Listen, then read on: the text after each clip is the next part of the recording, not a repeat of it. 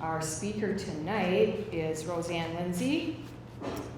Rosanne is a writer, mother, and naturopathic doctor certified by the American Naturopathic Medical Certification Board. She is a graduate of Trinity School, holds an MA in Environmental Health Science, and is an advocate for natural health and healing, self-empowerment, and the freedom to choose one's own foods. After being diagnosed with profound hypothyroidism, Rosanne reversed her condition using an eclectic mix of dietary changes, nutrition, herbal supplements, minerals, energy medicine, acupuncture, yoga, meditation, and a life overhaul in less than a year. Rosanne discovered that profound healing comes from taking profound measures, digging deep, altering patterns of belief, and working on body, mind, and spirit as one. And tonight she's going to talk about healing from thyroid disease. Here's Rosanne.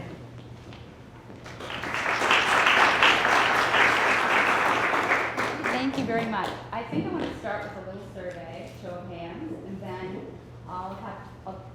that's right. They want me to use this. Okay, I think I'd like to start with a survey, so a show of hands would be great. And then I want to tell you a little story before we go in deep. So how many here feel confident in your ability to speak the truth? If I had you up here, give me a lowdown on your leg. Yeah, you able to do that, great. How many here feel more comfortable being silent and giving the opportunity? We have a videographer raise his hand. And how many here would like to be able to speak up more often than you do now? Good, including me. What if I told you that if you could find your voice and speak your truth more often, you have the ability to align in a way that you heal yourself, specifically heal your thyroid? Would you buy that? You heard the introduction, but I'm speaking from experience when I say this because in 2009 I was diagnosed with profound hypothyroidism. That is the Cadillac of thyroid disease. It's the most severe and acute form of hypothyroidism, and it's when your thyroid just decides to shut down and stop producing thyroid hormone. When that happens, the heart is next in line. Your body's ready to close it out for the night. At that point, I had a choice. We always have a choice, even when we're sitting with our doctor. I could do what my doctor wanted me to do, which was to immediately get myself on thyroid hormone, synthetic drug, that I would have to commit to taking for the rest of my life. Or I could listen to my gut, speak up for myself, and decide to do it my way. So up until this point, I dreaded public speaking. I chose every opportunity to avoid speech class in school growing up. High school, college, graduate school, no speech class. I figured my way out of it until I had to defend my thesis, and that was no fun. I prefer expressing myself through dance, and I used to dance in front of hundreds of people, and as long as that audience was laughed out, and I didn't have to open my mouth, it was fun. And then later on, I gravitated toward writing, and I didn't do dance anymore, I chose creative writing. And eventually, I went to industry with my degree in environmental health science. I went and worked for the US EPA. And there I became a science writer. And I wrote issue papers, and I helped states comply with the Clean Air Act by helping them write regulations for their state. I even did a little stint doing inspections where we could go into the industries, my hard hat, my steel-toed boots, and my badge. All I had to do was show my badge. I didn't have to say a word. I didn't know what was happening. So, after that, after 3 years of not really feeling like I was achieving a lot, protecting the environment, working for government, I decided to trade my badge in for a stroller and became a stay-at-home mom, and I raised my 3 kids. I thought I made it, I achieved my goal, home free, no public speaking. And then all hell broke loose, because I realized at that point that if all my efforts to suppress my voice, I completely shut down the thyroid. I was that good. And so what I had to do was, when I made my choice, was decide that this was a profound diagnosis. It was there to wake me up to something. Because ironically, for the 4 years before that, I was trying everything to prevent it. I watched friends of mine get diagnosed one by one with thyroid, and I said, that disease is not going to have me. And so I started supplementing myself with iodine, glucose iodine. I was on listservs, I was with groups to prevent this. And here I was faced with the most profound form. So I said I was not going to listen to the opinions of other people. I was going to have to do this myself. This was a message specifically for me. And so that began my journey into body, mind, spirit medicine. Because up until that point, I was focused only on the physical. And so I started going within. I started meditating daily and looking for the answers there.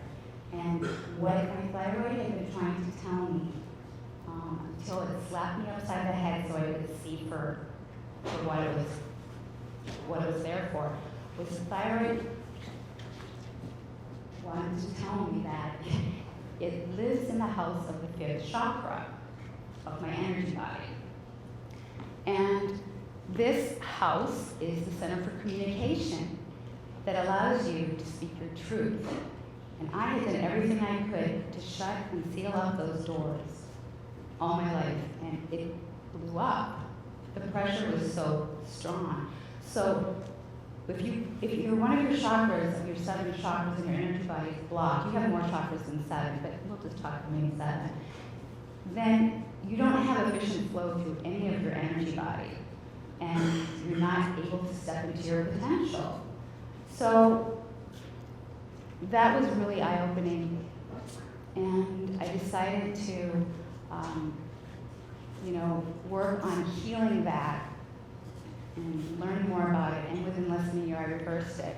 And now I know that I'm here to use all of my aspects, not just my body to move or my writing ability, but I need to use my voice. We're here to use all of our aspects, and to look at all of our aspects when we do profound healing, because that's the only way we're really going to truly heal ourselves.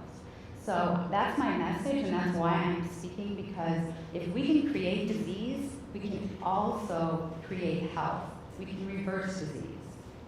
So what I'm going to share with you tonight is some of the information that I gathered over the year that, and after that too, on what's important to know, and what you can take with you to your doctor to be a little bit, prepared, so that you have your own information. You go informed. Okay?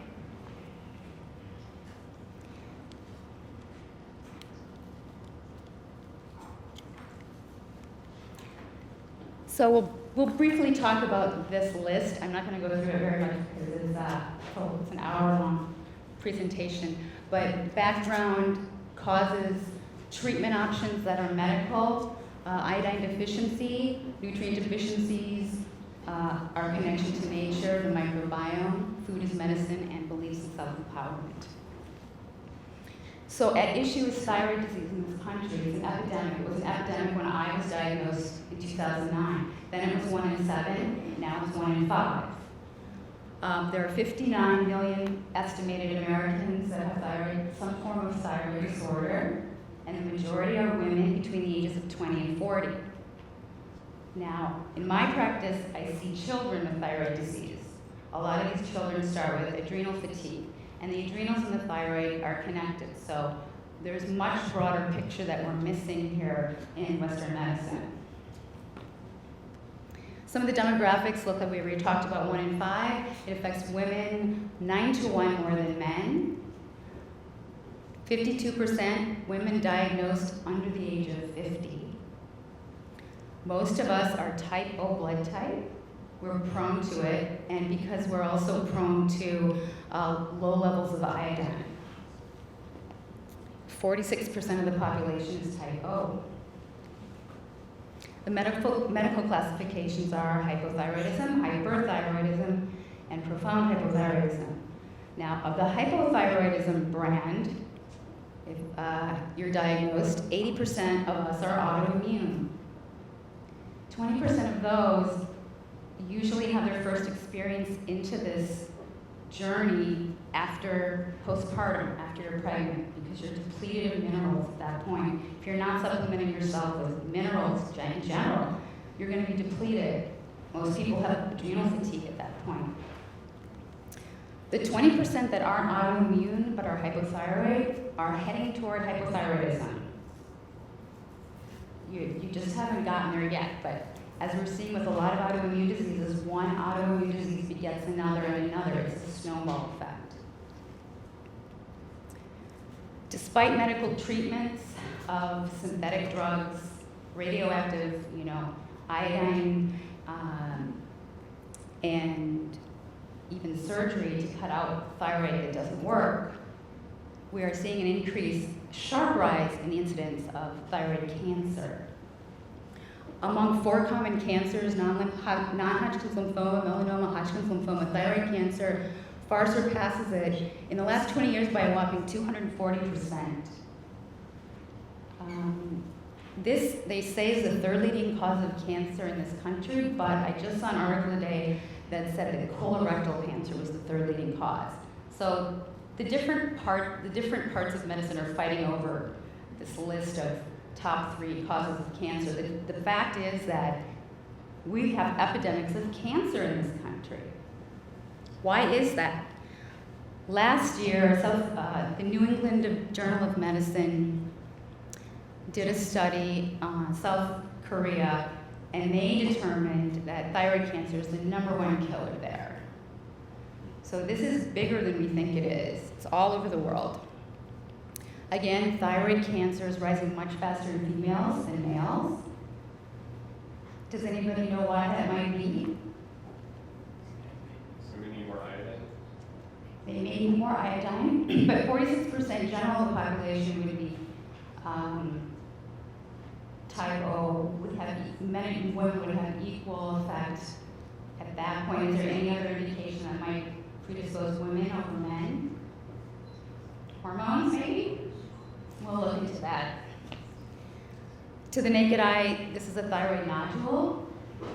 It's not just a swollen neckline, which is indicative of hypothyroidism or a mild goiter, but this is actually probably hard to touch. A primer on the thyroid gland. It's a butterfly-shaped gland at the base of the neck, and it's known as the master gland of metabolism. So it controls metabolism at the site of every cell, not just in the thyroid. It has at least 4 hormones that we know of: T1, T2, T3, and T4. We tend to focus on T3 and T4. Those are what the tests are for and what they're tracking in the blood. The body synthesizes T4, which is actually 90% of what the thyroid secretes is T4. It then separates itself into metabolites from there. We'll talk about that in just a minute. But it synthesizes itself from a molecule of tyrosine, which is an amino acid, plus 4 iodine atoms. It forms that middle molecule is called an iodinated thyroglobulin. That's tyrosine plus iodine. And what you see at the bottom is little thyroxine molecules, or T4. T3 would be 3 iodine atoms. So what does base metabolic rate mean? It's all of this. Thyroid hormones regulate fat and carbohydrate metabolism, protein synthesis, RNA protein, body temperature, respiration, oxygen consumption by cells for optimal energy, brain development in the fetus, in the pregnant woman, cholesterol metabolism, heart rate and nervous system, blood calcium levels, menstrual cycles, healthy hair, nails, teeth, skin, and follicle strength, and the use of B vitamins, which in the body is pretty significant.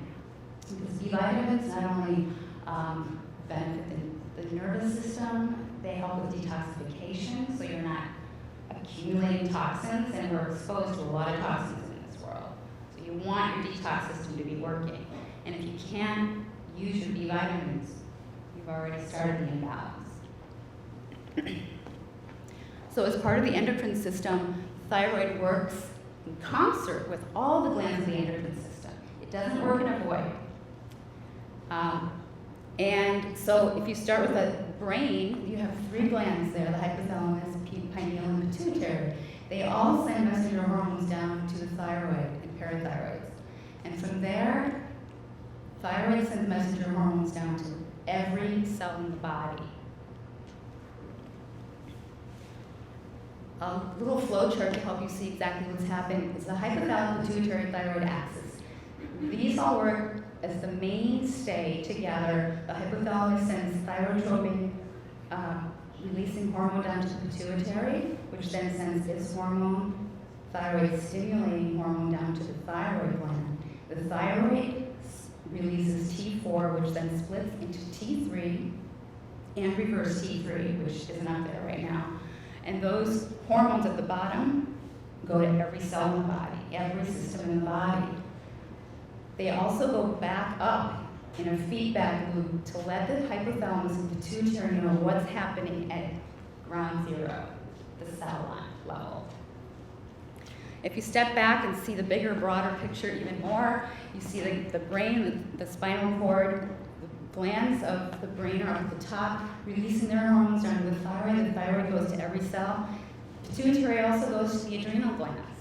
They send hormones to adrenal glands, which send hormones to the thymus and to the pancreas, actually. Pancreas and adrenals work together. Pituitary sends hormone down to the gonads, and they release hormones. And all of this is going back up again, feeding up to let the brain know what's going on in the body. So there's more than meets the eye. In back of the thyroid gland are 4 smaller glands called the parathyroid glands. And these produce their own hormone, the parathyroid hormone. They regulate blood calcium levels, phosphorus metabolism, and demetabolism. They work in concert with thyroid. And they're, just like the thyroid, they're affected by mercury. Can shut these glands down. Where is a really potent source of mercury that's next to this area in our body? If we choose to do it. Dental amalgams right in our mouth, right here, really close to the thyroid. These glands require boron, like thyroid requires iodine. So this is a complicated slide to see from far away, but what I'm going to show you here is the T4, which is 90% of what the thyroid secretes, splits into 2 mirror versions of itself. It splits into T3, which is the bioactive hormone, which goes to every cell in the body and activates metabolism. It also splits into RT3, which is the inactive form, but they're not just opposites, they each have their own roles. So when the body wants to slow down and shut down because maybe it's been under stress a while, and the body naturally has its innate wisdom to say, okay, we're going to take a break for a while. Then the RT3 will bind to the receptor sites on cells and slow them down. What this conversion needs to happen is a series of nutrients. T3 needs selenium and zinc. From T4 to T3, the conversion needs selenium and zinc. At the level of the cell, it needs vitamin A and zinc. T4 to RT3 needs iron, iodine, tyrosine, zinc, selenium, vitamin E, B2, B3, B6, C, and D. What stops this process from happening? Stress, the #1 killer. Stress is really, we'll talk about stress again a little bit later, but stress can lead to all disease. Stress is 100% disease. So right off the bat, stress from both sides. Infection, medications, trauma, liver and kidney problems, medications, all of these things affect this conversion rate, even radiation. So we have to be careful with our exposures. We have to know our exposures and know what it does to the body. So let's go through some of the symptoms of hypothyroidism. If you're hypo, think hippo. So you are you're gonna become sluggish. Your thyroid slows down, metabolism slows way down. Your temperature goes down below 98.6. You start binding up, you're constipated. You start gaining weight. You have fatigue, and there's depression, waking. We're going to talk about waking. Hoarse voice, hair loss, infertility problems, joint muscle pain, sensitivity to cold. How many here have sensitivity to cold? It's so common, yeah. And irritability. Who wouldn't be irritable with all those symptoms? If you're hyper, think hummingbird. Metabolism speeds up, you're creating more thyroid hormone than normal. You have a rapid heart rate, weight loss, insomnia, irritability, muscle weakness, loose stools, diarrhea, nervousness, irregular heartbeat, menstrual periods that are less frequent and lighter, risk for osteoporosis, so you have brittle or weak bones, and sensitivity to heat instead of to cold, shortness of breath, sweating, etc. So, anybody remember the goiter belt? It's not a fashion accessory, not bad. Iodine research in the 1920s showed that in the upper Midwestern United States, the soils were iodine depleted. And goiter was a phenomenon of this area. So in the goiter belt, you would see many people showing a severe form of hypothyroidism called goiter, where the thyroid gland swells to be able to pick up iodine from the blood. It's a completely natural response for the body. Interestingly, the thyroid takes what it needs first, but the ovaries and the breasts need almost just as much iodine. So we become depleted at that point. In men, the prostate needs iodine. These glands need iodine. In fact, if we go to iodine facts, the human body can hold 1,500 milligrams. A woman should consume approximately 12.5 milligrams a day. The thyroid needs 6 milligrams a day, the breast needs 5, and other glands, including the ovaries, need 2 milligrams a day. So 20% of your iodine is held in your skin, and that helps you sweat. So if you don't have enough iodine, you have trouble sweating, releasing toxins. It's a great way to release toxins. We go to infrared sauna for what? To sweat and release toxins. So it's really important to have that excretion pathway opened. 32% of your body's iodine is stored in your muscles. So if you're depleted of iodine, you're going to experience muscle aches, joint pain. Some of that can also be due to magnesium deficiency. The US RDA recommended daily allowance for iodine was determined to be 150 micrograms. This is 0.15 milligrams. These levels were intended to prevent goiter only. They weren't sufficient enough for full health and well-being or for underlying conditions of hypothyroidism. The WHO, the World Health Organization, set it to 250 micrograms a day. But interestingly, in 1911, people were taking 300 to 900,000 micrograms per day of iodine with no incident. So what was the solution? What did the government do? In 1924, they discovered iodized salt. And they said everybody should be taking iodized salt to prevent goiter. But what it didn't do was prevent subclinical hypothyroidism. We don't see a lot of people with swollen necks anymore, but we do see a lot of people taking Synthroid medication. Part of the problem is that iodized salt is processed, so they're removing all the minerals from real salt and putting back sodium and chloride and iodine, but it's a form of iodine that is only 10% bioavailable to your body, so it's not efficient. And then in the 1950s, the medical industry said, you know, to protect your heart, to protect yourself against heart attack, stroke, let's reduce your salt intake. So then a low salt or no salt diet was instituted. If you look at a world map of thyroid disease, this is what you see in different stages, the different colors. It's estimated that 250 million children in developing countries are at risk.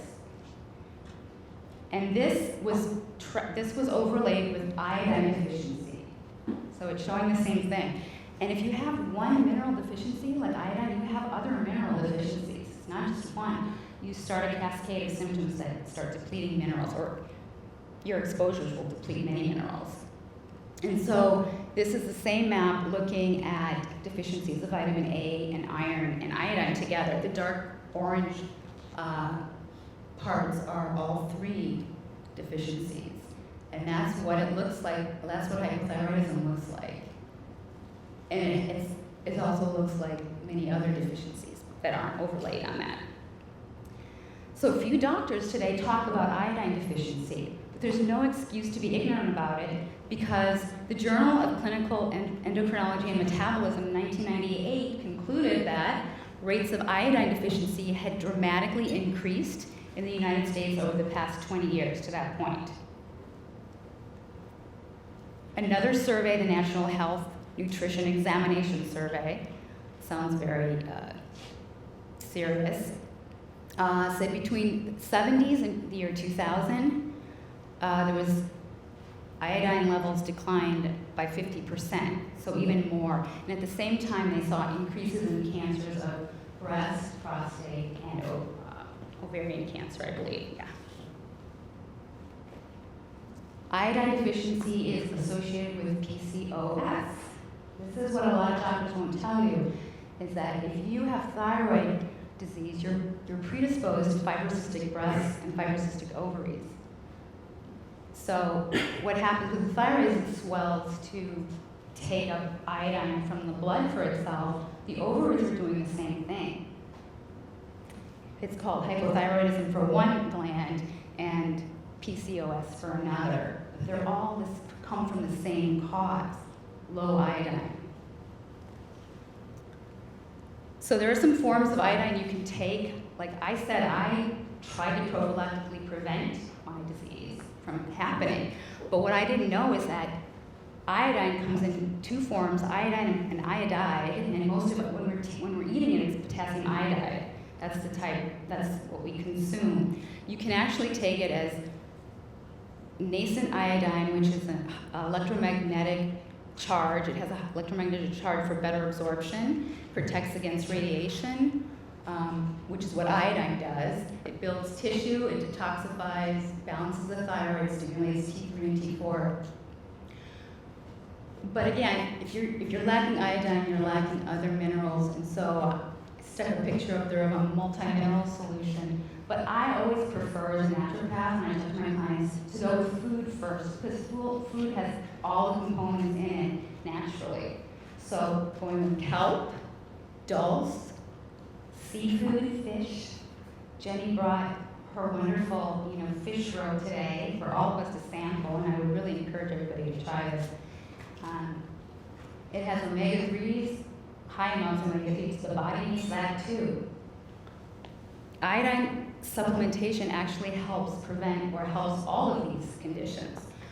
Fibrocystic disease we talked about, it prevents scar tissue from forming. Supports cell apoptosis, which is a programmed cell destruction of pathogens that don't belong in your body. It will kill them. It helps attention deficit disorder, decreases insulin needs in diabetics. It helps with acute and chronic infections, supports the immune system, enhances ATP production, which is energy in your cells, prevents heart disease, protects against nuclear fallout, and we are now exposed to higher levels of radiation because of Fukushima, but also because of all the nuclear facilities around this country that are leaking. and that are not being reported. It prevents heart disease, reduces oxidative stress, eliminates toxic halogens, and we'll talk about that. It's a natural antibiotic, antiviral, antiparasitic, and antifungal all in one. Supports pregnancy, and it supports spiritual development. So what are some other causes besides iodine deficiency and low iodine in our food supply? Holistic practitioners look at 3 main causes that describe all disease. So we could be talking about anything at this point, and it all goes back to this: nutrient deficiencies, excess toxicities, and stress. Let's talk about exposures and toxins. These are things we can eliminate pretty handily from our everyday life if we know what they are. If you go to the periodic table, the halogens are listed on the right-hand side. You can't see it on the slide, but there is a picture of the halogens on the periodic table. Only iodine is beneficial to the body. All others, chlorine, fluoride, bromine, are toxic. There's also another new kind of halide out there from rocket fuel called perchlorate, if anybody's heard of it. And it's in all of the rivers and lakes now. It's pretty much everywhere in the fresh, lake waters, open waters. And so iodine can protect against these things too. Just a word on fluoride. It's been classified as a neurotoxin, but also as a Schedule 7 poison and a corrosive 8 toxin. You can't put this in rivers, lakes, or oceans because it's a poison. You can put it in the public water supply as a nutrient. Not only does it affect every system in the body, but it accumulates at high levels in the pineal gland. It calcifies the pineal, so it stops communicating with all the glands. The pineal is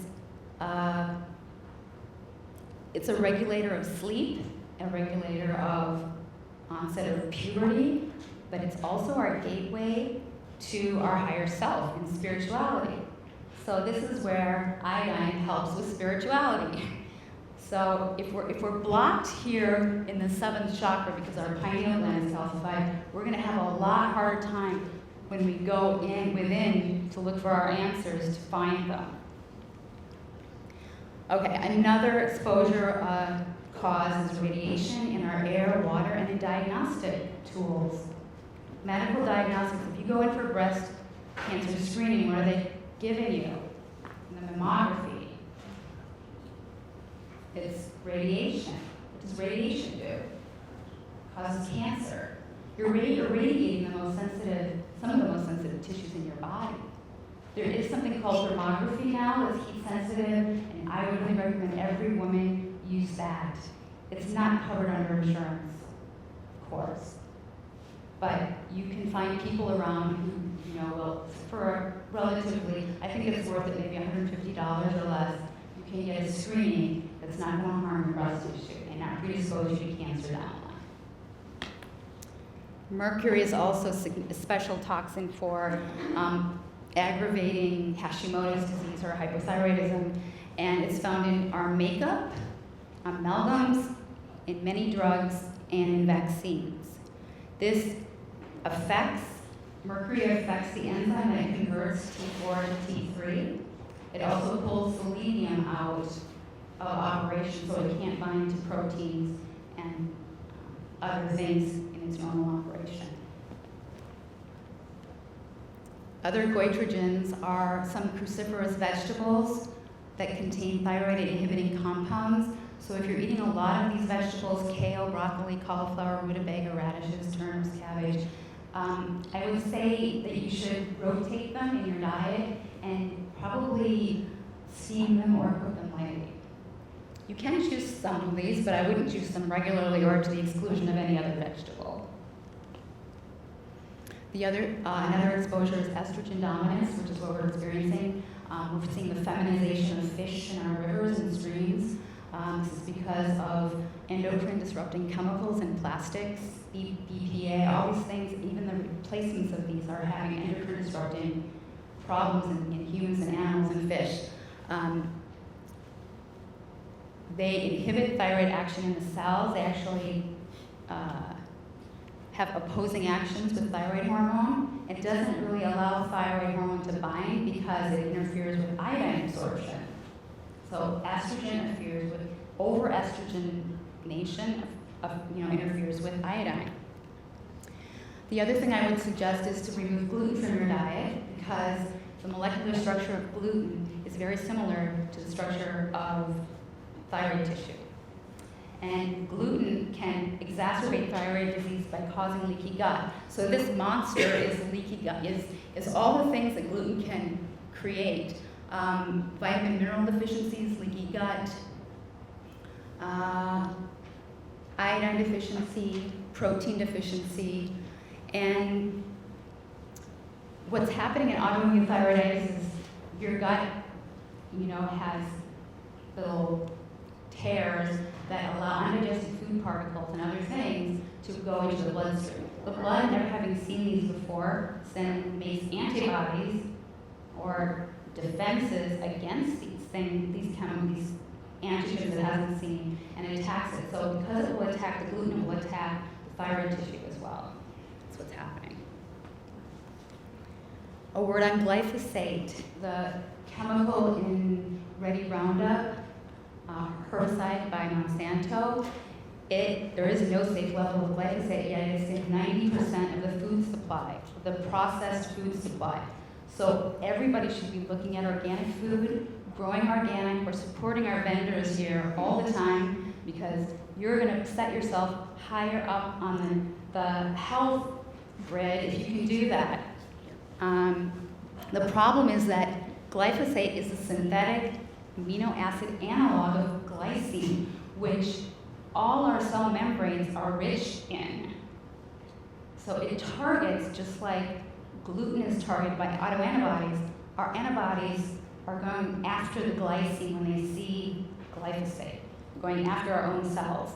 So they go after our blood cells, bone marrow, thyroid gland, kidney, liver, lungs, spleen. You get the idea. Every single tissue in our body it affects.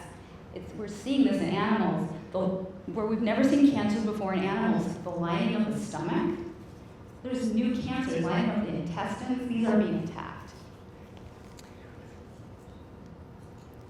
So also selenium deficiency. If you can supplement yourself with selenium, you're that much better off with hypothyroidism because mercury pulls out selenium, and it is also selenium is necessary for the conversion of T4 to T3.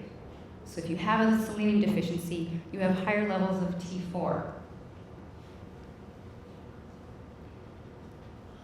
So definitely that was one thing I needed to do when I realized I wasn't doing enough with just one element of iodine. I needed to add selenium, and that pretty much changed everything, as well as taking out gluten and chlorine and fluoride and all of that. Again, stress is not 100% of all disease. Stress is not a thing. I want to stress this. Stress is not a thing. It's how we react to something. So if you understand this, then you can choose how you react to something. It becomes a choice. So health becomes a choice. And when health is a choice, we see that we're responsible for our own health. Your current health really reflects all the choices you made to this point in your life. The choices on which foods to put in your body, on what thoughts to keep in your mind. You can have toxic foods just like you can have toxic thoughts. You can, and it also affects what we choose, how we choose to express ourselves, right? We need to look at our fears about expression and decide if there's a reason why we're choosing not to do something because we're afraid of it. And we have to really ask, why are we afraid of it? Stress leads to oxidative stress. So stress is an emotional concept, but it does lead to something called oxidative stress in the body, where free radicals are damaging cells. And in the body, inflammation, it leads to inflammation, and inflammation has many names, depending on where you find it in the body. So all chronic disease is really inflammation at the core. And all of that goes back to stress. Western medical model says there are 3 causes of disease. So we're going to the other side now. That one, it's the thyroid's fault. It's either making too much or too little hormone. We have to cut it off at the curve. We have to give it medication or cut it out or irradiate it. Or they're saying it could be a genetic defect. You're defective. No, I'm just kidding. It's failure to methylate. That's what they say, because this is a methylation gene that allows the B vitamins to do their job. Or they say, we don't know what it is, and that's idiopathic. That's called idiopathic. But there's a word in that word that maybe describes what the real cause is. So medical classifications are set up by one test, the TSH test. And does anybody know that? Are there people here who know people with thyroid disease or who've been diagnosed themselves? The TSH test is what they will preferentially offer, but okay, we'll talk about that. If you're high TSH, elevated, then you're in the Hashimoto's group, and if you're low, you're in the Graves group or the hyperthyroid group. So hypothyroid versus hypothyroid. There's a gray area in the middle of autoimmunity, and they don't do tests for that unless you ask for it. And even then, they will hem and haw about it because they're more expensive. And they say they wouldn't change their, because I asked for it, and I was turned down. And he said, why would I do that? And I said, because I would know what I'm going to do if I have that information. He said, well, I wouldn't treat you any differently if I had that information. So it's important to understand the test. The TSH is the gold standard today, but it's really a 1960s test that's failed. It's failed all of us because thyroid disease is an epidemic still. It's pituitary, it measures pituitary hormone. Pituitary hormone is an indirect measure of the thyroid. It doesn't tell you what the thyroid's needs for iodine is, it tells you what the pituitary's needs are. Turns out TSH fluctuates and does not reflect thyroid function. And TSH can lag way behind actual thyroid symptoms. Studies show that even, high levels of thyroid medication, TSH levels continue to be abnormal. In no study is correlating TSH with iodine. So TSH should always be combined with a T3 test, free and total T3 if you're going to do it, and free and total T4. T4 testing alone, sometimes they'll throw in T4 testing, except that's a problem too because T4 testing is an indication of that original hormone before it's converted to the bioactive form. And if you have normal levels of T4, you don't know if you're a poor converter and not converting enough to make enough T3. The better tests to use, and this is in the medical literature, are reverse T3 and free T3 over reverse T3. So you need 3 different measures there. Again, the RT3 is the inactive hibernation hormone that shows a stress level. It also shows low iron, cortisol problems due to ongoing stress. It can indicate poor digestion, low stomach acid, and inflammation. And the ratio of free T3 over RT3 ratio is the most useful marker for hypothyroidism according to the Journal of Clinical Endocrinology and Metabolism. You can also get RT3 by subtracting free T3 from total T3. You don't have to know all this, but I just want you to have an idea of what kind of testing you might want to ask for. On autoimmunity, George Fletcher is an iodine researcher, so I like all of his stuff. And he says iodine can stabilize the thyroid in both hypothyroidism and hyperthyroidism, but autoimmunity is a reflection of methylation, not iodine levels. So even if you're supplementing with iodine, you could be autoimmune because there's something else going on. Are you methylating or not? When he added methyl groups to his patients, their antibodies went way down. They stopped being autoimmune. He also found that a gluten-free diet did the same thing. So what is methylation? It's a process where the cells turn on certain genes off and on. It's really epigenetics. It's about our interaction with our environment. It's what happens to our genes when we expose ourselves to certain toxins, dietary habits, sleep patterns.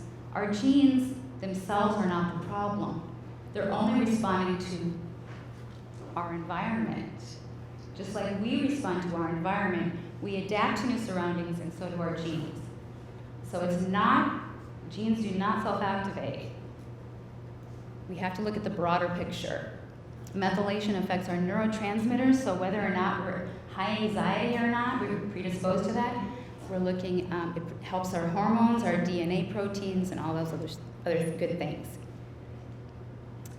The cycle is good for all of these. It's important for detoxification, immune function, DNA protection, energy production, neurotransmitter production, so serotonin, your ability to sleep well, mood balancing, controlling inflammation, cardiovascular health, and thyroid health, T4 to T3 conversion. Now, medical industry will say, okay, let's do this MTHFR test. Now, you could look at it and say, oh, there's a dirty word in there too. But I call it the Monday, Thursday, Friday gene. And it's a gene, but it's also an enzyme. And this enzyme is what causes the methylation to happen. Now, at the check marks there, I've listed some genetic alleles that have specific properties in how they cause processes in the body to happen. Like one converts homocysteine to methionine to go ahead and create neurotransmitters and recycle them and make that process happen. Another one is gene 4 that encodes vitamin D nuclear receptor. Vitamin D is really important for immune strength, immune health. 30 to 60% of the population has some kind of gene defect on this MTHFR gene, but it's not because the gene just decided to become defective. You're defective. What are you going to do about it? No, it's something in the atmosphere, something that we're exposed to. And the good thing about this, though, I mean, you're diagnosed with this. How does this help you knowing which gene is damaged?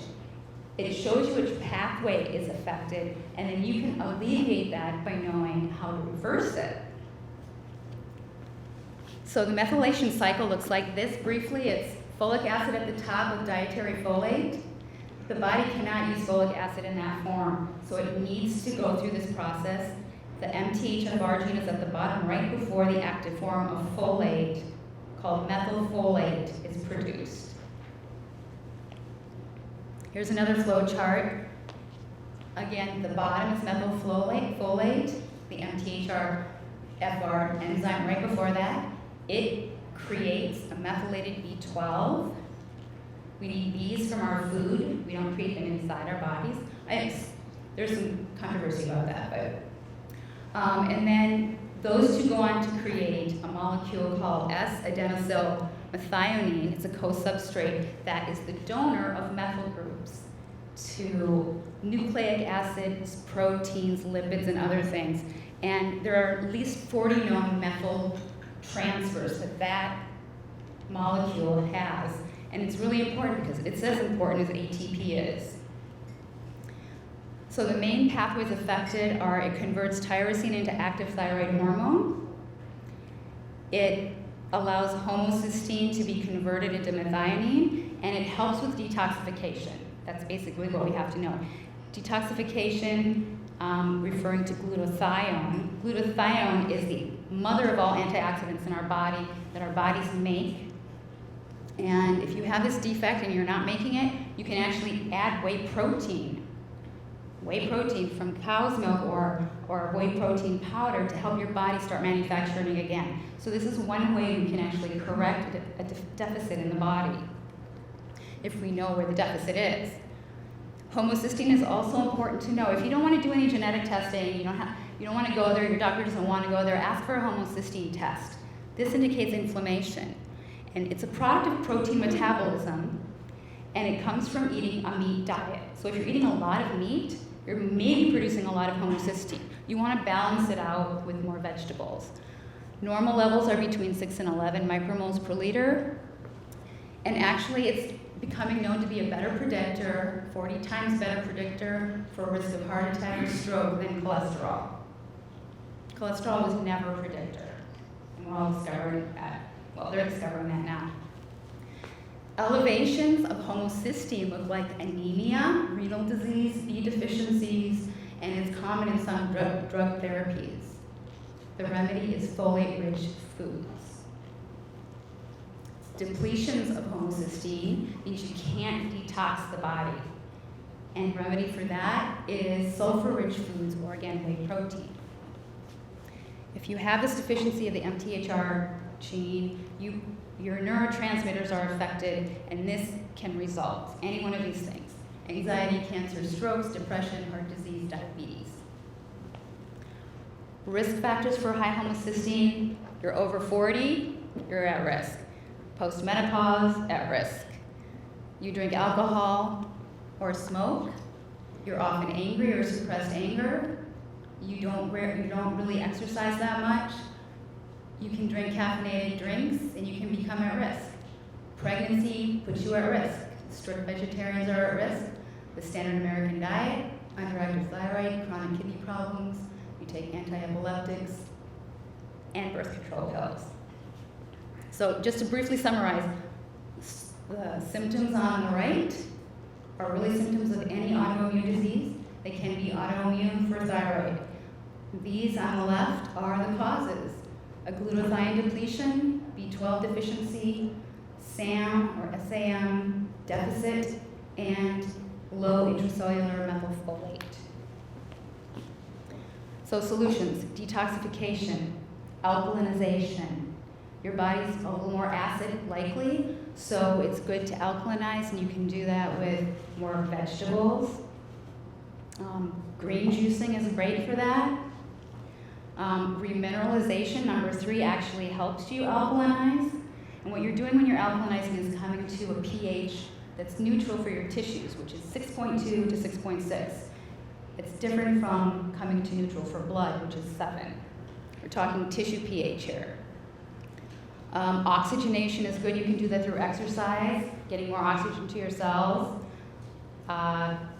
Deep breathing, yoga.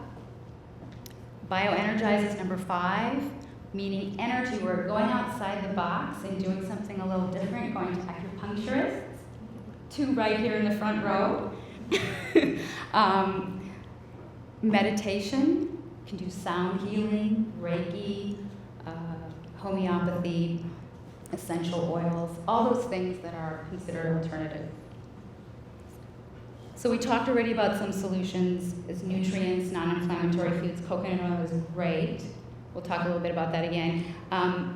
Spices, turmeric, ginger, garlic, cinnamon, rosemary, and oregano. If you can cook with those are excellent non-inflammatory spices. Again, remove the triggers of wheat, soy, dairy, processed dairy, I would say, fluoride, chlorine, mercury, processed GMOs, processed foods, and try to reduce stress in the way you respond to something. The best food sources on the left are the folate-rich foods, on the right, the iodine-rich foods. Put them together, you have an excellent diet there. Again, the medical solution is a one-size-fits-all drug, T4 only synthetic, and it is unstable in the presence of light, temperature, air, and humidity. Unfortunately, because you're not giving the body what it needs, which is iodine, you're covering a symptom, you're covering a deficiency, and studies show that thyroxine therapy in the presence of an underlying iodine deficiency predisposes you to breast cancer. That makes sense now that we know what the breast requires. A study out of the Journal of the American Medical Association said the same thing. They actually looked at 2 groups. one that was supplemented in a group of controls, and the incidence of breast cancer was twice as high in the medicated group. And if you took the hormone for more than 15 years, your risk for breast cancer was much higher. Synthroid has also been the subject of court disputes based on numerous recalls due to degradation of the potency. It's not a consistent potency. So what they've done is they've tried to add T3 synthetic hormone to the T4 now. They've blended them together to try to see if they can improve the outcomes for people. But the studies that I found showed the same conclusion. There was no improvement. So then they threw those tests away for the moment, and they said, why don't we just do the T3? That's the bioactive hormone. Let's create this in the lab and give you T3. They prescribe it when the others don't work, generally, and because the others have failed.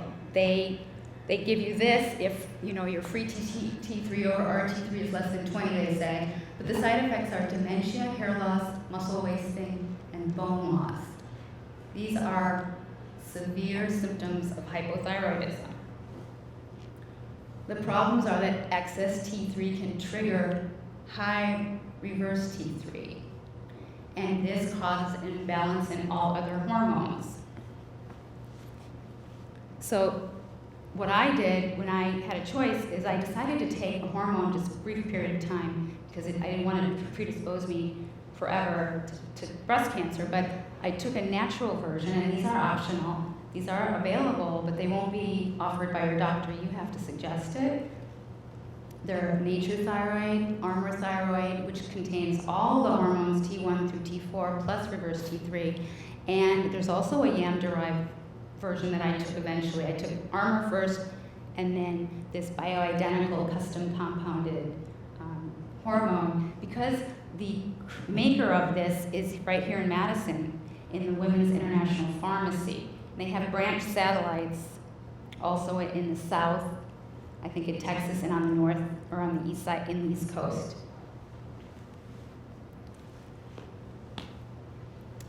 Let's just run through some of them. We're running late.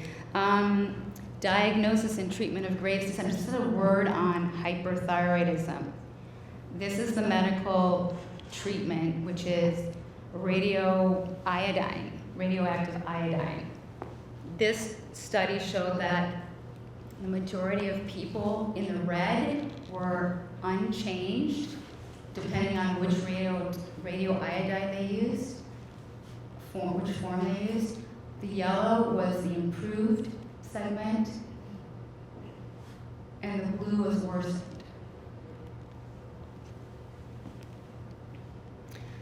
At this point, it's good to take a step back and look at the big picture. And what we see is that really we're more than meets the eye. We are our environment, and what we do to the earth, we do to ourselves. We can think of ourselves as an extension of the environment by thinking about the trees as our lungs, the rivers as our blood. And I think if we started doing this, we would realize how important it is to eat local or grow our own food or support our farmers, because they're the backbone of health in this country now. And if we can reconnect to the earth, we align in a way that we can heal ourselves, because just as nature is self-sustaining, self-regulating, and self-healing, so are we.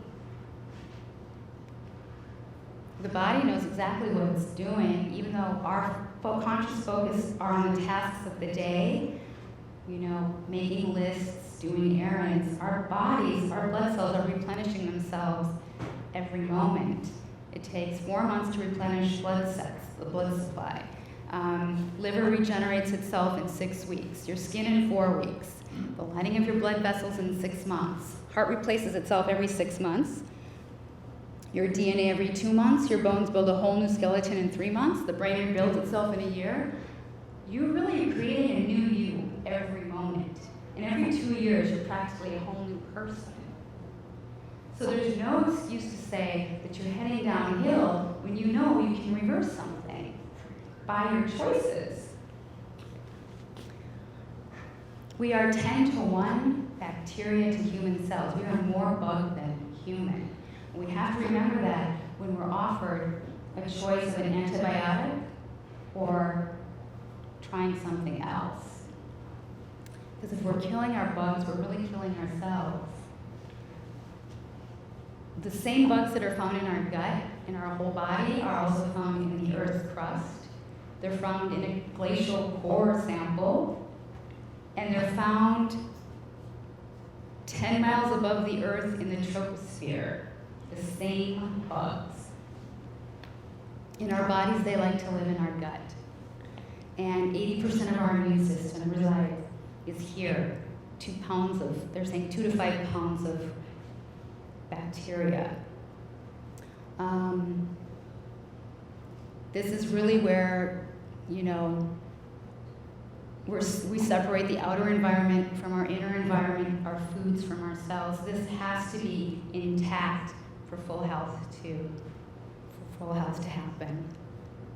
This is the one cell layer of the small intestine where they really take up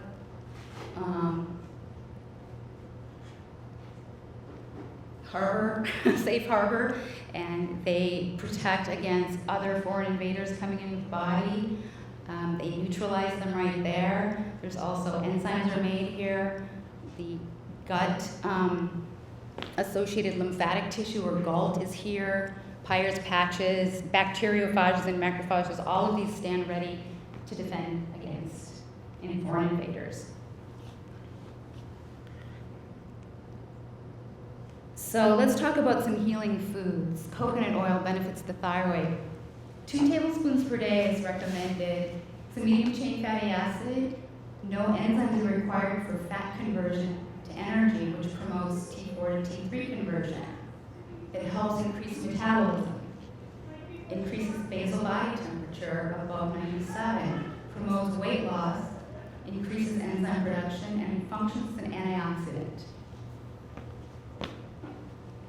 More food is medicine. Bone broth. It's full of minerals, good minerals, and it helps leaky gut. It helps heal leaky gut.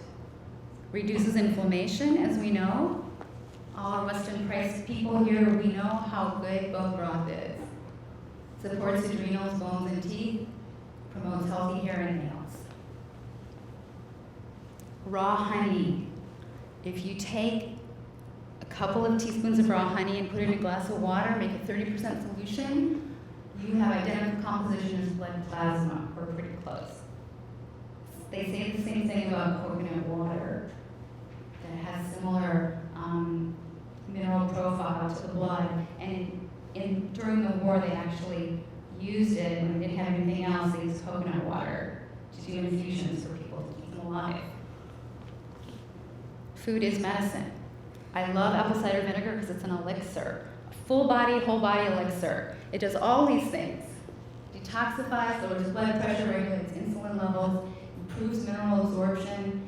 It's an antibiotic, antiseptic, antifungal, balances pH, relieves joint pain, does all of those and more. I think for full healing, we really need to realize that we're more than what we see in the mirror. What we see in the mirror is 1% of who we are. 99.99% of the atoms that we make us up are energy. So we're the biophysical and the metaphysical, the seen and the unseen. We have to start incorporating that when we look in the mirror, look beyond what we see. And understand that the thyroid is also multidimensional in that way. So if it's telling us something on a physical level, it's also telling us something on an emotional and spiritual level. And it connects to all the other glands. We have to remember this, remind our doctors. It connects to the neural system. It connects to our chakra system. All of our glands sit on one of the chakras. The answers you seek never come when you're busy and when you're in a crazy, chaotic lifestyle. They come when you're quiet. And you have to be quiet, take a deep breath, and go within to find your answers. They found that the effect of yoga on the thyroid improved patients, 50% of patients who did this. And I wonder why it didn't improve all the others, because I wonder how often they went to yoga class. Meditation and yoga together reduced, in this study, medication levels significantly. One easy thing you can do is go earthing. Take your socks and shoes off. Not now, wait until spring, but go out and just be in the earth, because those negative ions from the earth will come right up through you, right up through your bare feet, into your body and reset your immune system. They'll recharge your energy. That's why kids and adults alike love to be outside. There's something that's just more than aesthetic. There's actually a physical and physiological effect. When we talk about full healing, we have to look at the mind and negative patterns of belief that keep repeating. If we see the same outcome happening in life all the time, we have to look back at our belief systems. Because beliefs drive thoughts, which drive feelings, which drive thoughts, either in any of those orders, which drive our actions, which cause us to do something, which create our reality. So if we don't like something that we see repeating, we have to go back to think about what is this belief system that's causing this. Some things you can do, and things that I've done myself, let go of the fear of the unknown. And I'm still working on this because I still like to know the outcome of what's going to happen if I do step A versus step B. I think we need to let that go and just live in the moment, because the past is gone, the future hasn't arrived, the future doesn't even exist. When we create something, it's always in this moment. So forget about the future. And that's what we have to remember to do. Also be authentic. Let your thoughts and feelings match your words and actions,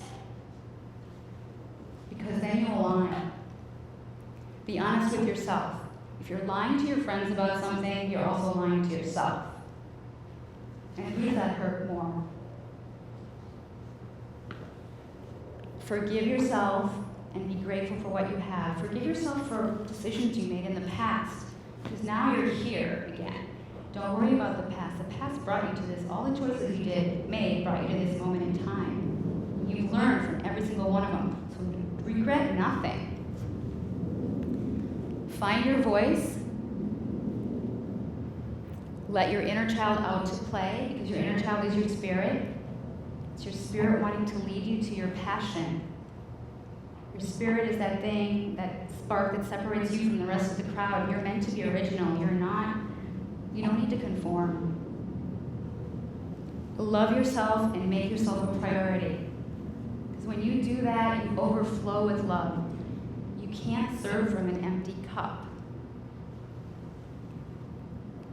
I just want a quick rundown of health freedom principles, because I believe that we're being offered less choice these days.